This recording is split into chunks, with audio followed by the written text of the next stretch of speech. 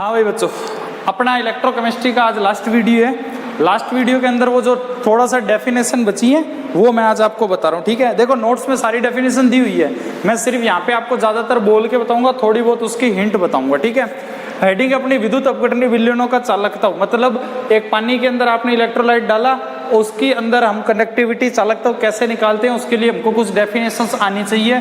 First है ओम का नियम, 10th में आपने पढ़ा हुआ है, ओम का नियम। ठीक है, ओम्स लॉ। ठीक है, ओम ने क्या कहा था? ओम ने सिर्फ यही कहा था कि किसी भी इलेक्ट्रोलाइट के अंदर विद्युत अपघटय के अंदर जब करंट दिया जाता है तो वो प्रतिरोध का क्या होता है? व्युत्क्रमानुपाती होता है। रेजिस्टेंस का क्या होता है? इन्वर्सली प्रोपोर्शनल होता है। जब ये निशान हटाते हैं इन्वर्सली प्रोपोर्शनल का तो क्या आ जाता है? यहाँ पे V/R आ जाएगा। V/R लिख सकते हैं, मतलब I बराबर में आप क्या लिख सकते हो? V/R लिख सकते हो। और अगर मैं V को बाहर रखूं तो ये क्या हो जाएगा? अपना IR हो जाएगा। मतलब ये यहाँ पर I क्या है? करंट है, R क्या है? रेजिस्टेंस है, V क्या है? विभवांतर है, जो वोल्ट में आप लेते हो। ठीक है, इतनी चीज अपने को देखनी है, सिर्फ डेफिनेशन और फॉर्मूला, इसके अलावा इसमें कुछ मत पढ़ना चाहिए। ठीक है, सेकंड है चालकता, कंडक्टिविटी। सेकंड क्या है? चालकता, कंडक्टिविटी, चालकता। इसको अपन क्या बोलते हैं? कंडक्टिविटी बोलते हैं। चालकता क्या होता है? तो देखो भाई, प्रतिरोध का व्युत्क्रम, मतलब इन्वर्सली रेजिस्टेंस का इन्वर्सली प्रोपोर्शनल क्या कहलाता है? कंडक्टिविटी कहलाता है, चालकता कहलाता है। रेजिस्टेंस का इन्वर्सली प्रोपोर्शनल क्या कहलाता है? चालकता, कंडक्टिविटी कहलाता है। इसकी यूनिट जरूर याद रखोगे, ओम इनवर्स। ओम इनवर्स, इसकी यूनिट क्या होती है? Ohm inverse. इसी ओम इनवर्स को तुम महो भी बोलते हो, इसी को आप हिंदी में साइमन बोलते हो, इंग्लिश में सीमेन बोलते हो। ठीक है, ये यूनिट जरूर याद रखना, कंपटीशन में पूछी जाती है। कंडक्टिविटी, चालकता की यूनिट आपके फिजिक्स में ये पूरा टॉपिक है, इसीलिए अपने यहाँ सिर्फ डेफिनेशन करेंगे, फिजिक्स में इसके न्यूमेरिकल है, वहां वो आप कर रहे हैं। ठीक है, उसके बाद आता है विशिष्ट प्रतिरोध, स्पेसिफिक रेजिस्टेंस या प्रतिरोधकता। विशिष्ट प्रतिरोध, स्पेसिफिक रेजिस्टेंस या रेजिस्टिविटी। विशिष्ट प्रतिरोध, विशिष्ट प्रतिरोध, इसको बोलते हैं स्पेसिफिक रेजिस्टेंस। ठीक है, या इसी को बोलते हैं प्रतिरोधकता, रेजिस्टिविटी, रेजिस्टिविटी। ठीक है, प्रतिरोध, विशिष्ट प्रतिरोध या प्रतिरोधकता, ये क्या होता है? तो देखो, जब आपने क्या हुआ, कोई एक सेल बनाया, उस सेल के अंदर दो इलेक्ट्रोड के बीच की दूरी ली, एक सेल बनाया, दो इलेक्ट्रोड के बीच की दूरी ली, और उन इलेक्ट्रोड पे जो आपने तार जोड़ी है, उन तारों का अनुप्रस्थ काट का क्षेत्रफल लिया, मतलब उसको ऐसे काटा बीच में से, तो उसको बोलते हैं, अनुप्रस्थ काट के क्षेत्रफल को तो बोलते हैं ए, उस एरिया को जो काटा है उसको बोलते हैं ए, और दोनों इलेक्ट्रोड के दूरी को क्या बोलते हैं? L से लिखते हैं। तो उसके उस सेल में जिसमें एक निश्चित दूरी आपने इलेक्ट्रोड के बीच ली है, तो उसका रेजिस्टेंस उस L के तो होता है समानुपाती, दोनों इलेक्ट्रोड के बीच की दूरी के क्या होता है? समानुपाती, प्रोपोर्शनल होता है। और वही रेजिस्टेंस उस अनुप्रस्थ काट क्षेत्रफल, मतलब उस तार का जो काटने का एरिया है, उसके क्या होता है? इन्वर्सली प्रोपोर्शनल होता है। तो आप इसको लिख सकते हो, R इन्वर्सली प्रोपोर्शनल होता है L/A के, और जब ये निशान हटाएंगे तो यहाँ पे आ जाएगा ये P टाइप सा, इसको बोलते हैं रो। इस P को यहाँ पे क्या बोलते हैं? RHO, रहो बोलते हैं। ठीक है, ये रो ही यहाँ क्या कहलाता है? विशिष्ट प्रतिरोध, स्पेसिफिक रेजिस्टेंस या रेजिस्टिविटी कहलाता है। मतलब R बराबर हो जाएगा रो L/A हो जाएगा। और इस रो की आपको यूनिट याद करनी है, ये होती है ओम मीटर। इसकी यूनिट क्या होती है? ओम मीटर, या ओम सेंटीमीटर भी बोल सकते हो, कोई दिक्कत नहीं है। ठीक है, यूनिटें जरूर याद रखना बस। ठीक है, उसके बाद आता है विशिष्ट चालकता, स्पेसिफिक कंडक्टिविटी। विशिष्ट चालकता, स्पेसिफिक कंडक्टिविटी, विशिष्ट चालकता, स्पेसिफिक कंडक्टिविटी, स्पेसिफिक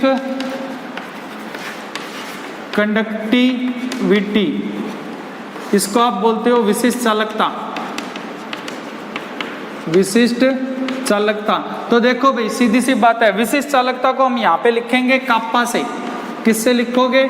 काप्पा बोलते हैं इसको, ये के सा बनाया है, देखने में के सा ही होता है, इसको क्या बोलते हैं? काप्पा बोलते हैं। और ये क्या होता है, हमेशा काप्पा जो होता है वो विशिष्ट प्रतिरोध का व्युत्क्रम होता है। स्पेसिफिक रेजिस्टेंस का इन्वर्सली प्रोपोर्शनल क्या कहलाता है, काप्पा कहलाता है। अब आप यहाँ पे क्या कर सकते हो, काप्पा के साथ में इस रो की वैल्यू को रख सकते हो। रो यहाँ पे क्या था, आपने अभी लिखा है R बराबर में रो L अपॉन में A।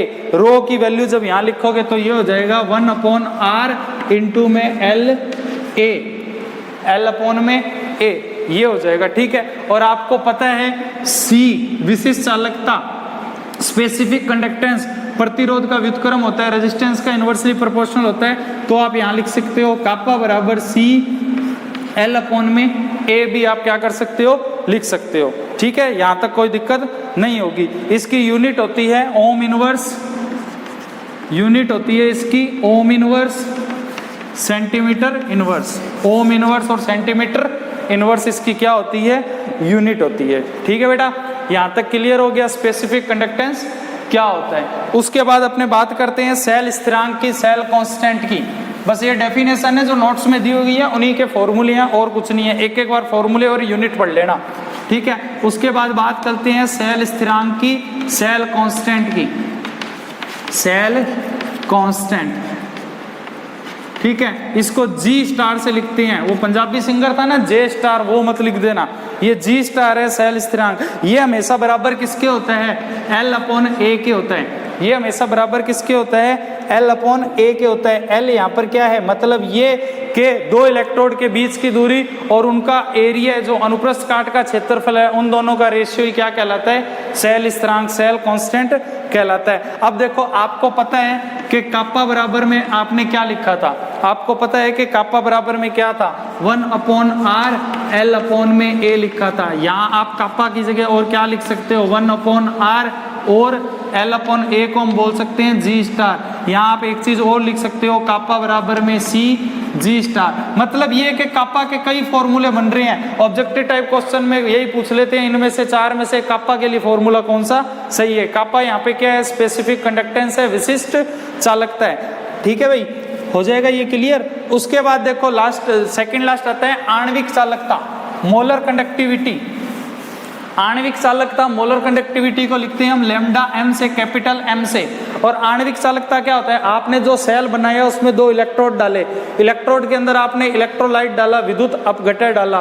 उस विद्युत अपघटय की अगर कंसंट्रेशन, सांद्रता आप मोलरता में ले रहे हो, मोलैरिटी में ले रहे हो, तो उसको बोलते हैं मोलर कंडक्टिविटी। अगर आप उसकी कंसंट्रेशन या सांद्रता को इक्विवेलेंट वेट में ले रहे हो, तुल्यांकी भार में ले रहे हो, तो उसको बोलते हैं इक्विवेलेंट कंडक्टिविटी, ठीक है। तो मोलर कंडक्टिविटी होता क्या है, काप्पा इंटू में 1000 बट्टे में C, या आप लिख सकते हो काप्पा इंटू में 1000 बट्टे में मोलैरिटी, कैपिटल M। ये इसका फॉर्मूला है। जब इलेक्ट्रोलाइट की कंसंट्रेशन मोलैरिटी में लेते हैं तो उस इलेक्ट्रोलाइट की जो आप कंडक्टिविटी निकाल रहे हो उसी को हम क्या बोलते हैं, मोलर कंडक्टिविटी बोलते हैं, ठीक है। इसका फॉर्मूला इंपॉर्टेंट है, आपको याद करना है। इसका फॉर्मूला है ohm inverse centimetre square mole inverse, ohm inverse centimetre square mole inverse, इसका क्या है, फॉर्मूला है। इसके जैसे एक टॉपिक और आता है, उसको बोलते हैं equivalent conductivity. Equivalent conductivity molar conductivity के जैसा ही होता है, तुल्यांकी चालकता हिंदी में बोलते हैं इक्विवेलेंट कंडक्टिविटी। इसको लैम्डा EQ से हम क्या करते हैं, लिखते हैं। और इसका फॉर्मूला होता है काप्पा इंटू में 1000 बट्टे में नॉर्मेलिटी, ठीक है। जब किसी इलेक्ट्रोलाइट को पानी में डालते हैं तो इलेक्ट्रोलाइट के टूटने या जुड़ने पे जो कंसंट्रेशन हम निकालते हैं उसको बोलते हैं नॉर्मेलिटी, ठीक है। और इसकी यूनिट सेम हो जाएगी ohm inverse centimetre square equivalent inverse, ठीक है भाई। ये आपकी सारी क्या है, डेफिनेशन है। अब थोड़ी सी बात मैं इक्विवेलेंट की कर लेता हूँ, तुल्यांकी चालकता क्या होता है। देखो बेटा, तुल्यांकी चालकता की अपन बात करते हैं इक्विवेलेंट की, तो देखो तुल्यांकी चालकता हमेशा इक्विवेलेंट, तुल्यांकी भार मतलब इक्विवेलेंट वेट जो होता है वो हमेशा क्या होता है, अणु भार बट्टे में क्या होता है, संयोजकता, मॉलिक्यूलर वेट अपॉन में वैलेंसी होता है। फॉर्मूला याद रखना है, मॉलिक्यूलर वेट अपॉन में वैलेंसी। कैसे निकालते हैं देख लो, मान लो NaCl लिया, NaCl टूट के आपको दे रहा है Na+ और Cl-, एक इलेक्ट्रॉन जा रहा है और एक इलेक्ट्रॉन आ रहा है, अतः इसकी वैलेंसी संयोजकता कितनी होगी, 1। पहली बात तो ये, ठीक है। अब NaCl का मोलिकुलर वेट निकालना है, अणु भार निकालना है NaCl का, तो निकाल लो। सोडियम कितने पे आता है, 11 पे, इसका मोलिकुलर वेट होता है 23। क्लोरीन आता है 17 पे, मोलिकुलर वेट हम 34 लेते हैं, 35 ले लो यहाँ पे, ठीक है। इसको जोड़ दो, 5 3 8, 3 2 5, 58 50। अब इक्विवेलेंट निकालोगे तो मोलिकुलर वेट 58 और वैलेंसी क्या है, 1 है, तो NaCl का इक्विवेलेंट वेट भी कितना होता है, 58, और मोलिकुलर वेट भी कितना होता है, 58। ये इक्विवेलेंट और मोलिकुलर वेट के अंदर होता है रिलेशन, ठीक है बेटा। अब सुनो, आपका इलेक्ट्रोकेमिस्ट्री लेसन कंप्लीट हो गया है। नेक्स्ट लेसन में आपको जो शुरू कराऊंगा नेक्स्ट वीडियो में होगा, वो होगा केमिकल काइनेटिक, ठीक है। उसकी बात करेंगे। केमिकल काइनेटिक के नोट्स आप सबके पास पहुंच जाएंगे, इंग्लिश मीडियम और हिंदी मीडियम के पास। थैंक यू बेटा।